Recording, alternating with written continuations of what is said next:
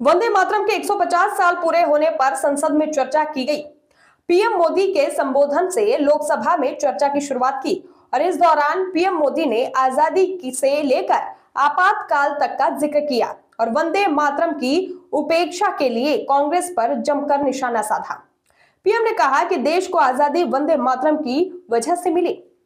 PM ने चर्चा के दौरान कहा, जिस जय घोष ने देश के आजादी के आंदोलन को ऊर्जा और प्रेरणा दी थी, त्याग और तपस्या का मार्ग दिखाया था, उस वंदे मातरम का पुण्य स्मरण करना इस सदन में हम सबका बहुत बड़ा सौभाग्य है। हमारे लिए यह गर्व की बात है कि वंदे मातरम के 150 वर्ष पूर्ण हो रहे हैं और हम सभी एक ऐतिहासिक अवसर के साक्षी बन रहे हैं। देखिए रिपोर्ट। समृद्धि की देवी भी है और दुश्मनों के सामने अस्त्र शस्त्र धारण करने वाली चंडी भी है। अध्यक्ष जी, ये शब्द, ये भाव, ये प्रेरणा गुलामी की हताशा में हम भारतीयों को हौसला देने वाले थे। इन वाक्यों ने तब करोड़ों देशवासियों को यह एहसास कराया कि लड़ाई किसी जमीन के टुकड़े के लिए नहीं है। ये लड़ाई सिर्फ सत्ता के सिंहासन को कब्जा करने के लिए नहीं है। ये गुलामी की बेड़ियों को मुक्त कर हजारों साल की महान जो परंपराएं थी, महान संस्कृति, जो गौरवपूर्ण इतिहास था, उसको फिर से पुनर्जन्म कराने का संकल्प इसमें था।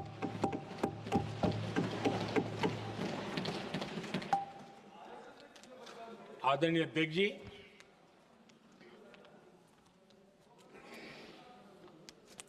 वंदे मातरम, इसका जो जन जन से जुड़ाव था, ये हमारे स्वतंत्र संग्राम की एक लंबी गाथा अभिव्यक्त होती है। आदरणीय अध्यक्ष जी, जब भी जैसे किसी नदी की चर्चा होती है, चाहे सिंधु हो, सरस्वती हो, कावेरी हो, गोदावरी हो, गंगा हो, यमुना हो,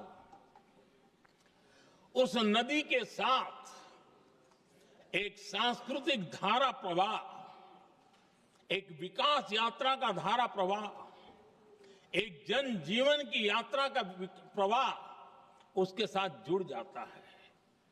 लेकिन क्या कभी किसी ने सोचा है कि आजादी जंग के हर पड़ाव, वो पूरी यात्रा वंदे मातरम की भावनाओं से गुजरता था, उसके तट पर पल्लवित होता था।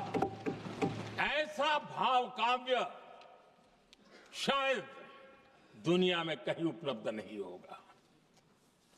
आदरणीय अध्यक्ष जी,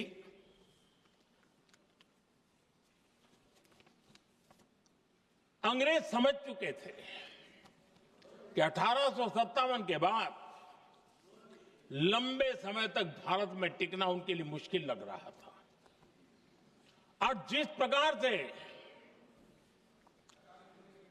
वो अपने सपने लेकर के आए थे, तब उनको लगा कि जब तक भारत को बांटेंगे नहीं, जब तक भारत को टुकड़ों में नहीं बांटेंगे, भारत में ही लोगों को एक दूसरे से लड़ाएंगे नहीं, तब तक यहां राज करना मुश्किल है। और अंग्रेजों ने बांटो और राज करो इस रास्ते को चुना और उन्होंने बंगाल को इसकी प्रयोगशाला बनाया,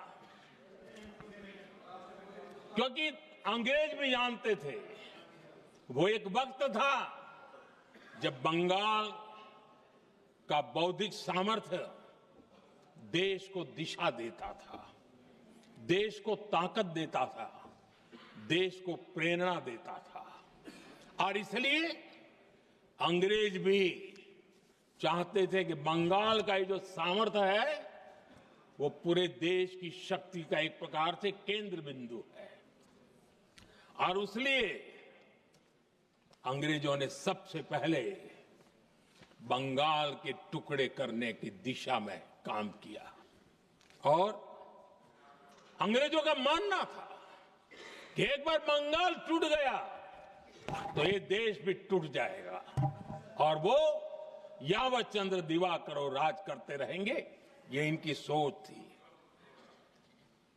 1905 में अंग्रेजों ने बंगाल का विभाजन किया,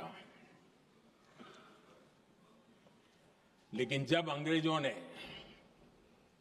1905 में ये पाप किया तो वंदे मातरम चट्टान की तरह खड़ा रहा।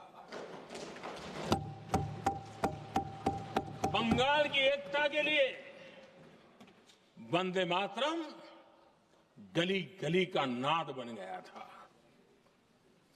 और वही नारा प्रेरणा देता था।